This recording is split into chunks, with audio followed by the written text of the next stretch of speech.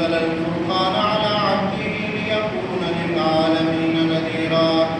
والصلاة والسلام على شمس الهدى واليقين وسلم تسليما كثيرا كثيرا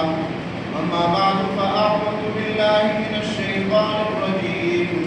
بسم الله الرحمن الرحيم وقال نوح رب لا تذر على الأرض من الكافرين ديارا إنك إن تذرهم يضلوا عبادك ولا يلدوا إلا فاجرا كفارا رب اغفر لي ولوالدي ولمن دخل بيتي مؤمنا وللمؤمنين والمؤمنات ولا تزد الظالمين إلا تبارا قال النبي صلى الله عليه وسلم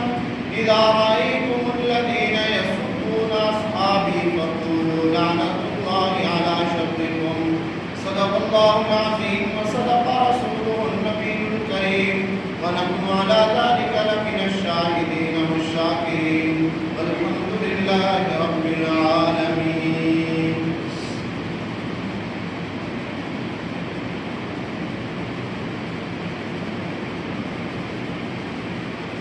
الحمد لله نحمده ونستعينه ونستغفره ونؤمن به ونتوكل عليه ونعوذ بالله من شرور أنفسنا ومن سيئات أعمالنا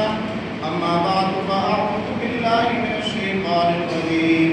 إن الله وملائكته يصلون على النبي يا أيها الذين آمنوا صلوا عليه وسلموا تسليما اللهم صل على محمد وعلى آل محمد كما صليت على إبراهيم وعلى آل إبراهيم إنك حميد مجيد اللهم بارك على محمد وعلى آل محمد كما باركت على إبراهيم وعلى آل إبراهيم إنك حميد مجيد قال النبي صلى الله عليه وسلم أرحم أمتي بأمتي أبو بكر وأشدهم في أمر الله عمر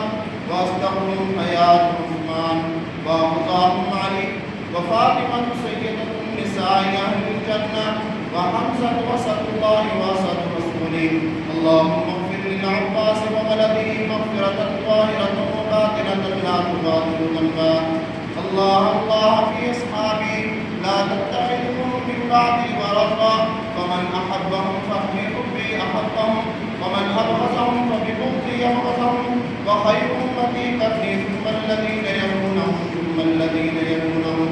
والسلطان المسلم ذل الله في الأرض من أهان سلطان الله في الأرض أهانه الله إن الله يأمر بالعدل والإحسان وإيتاء ذي القربى وينهى عن الفحشاء والمنكر والبغي يعظكم لعلكم تذكرون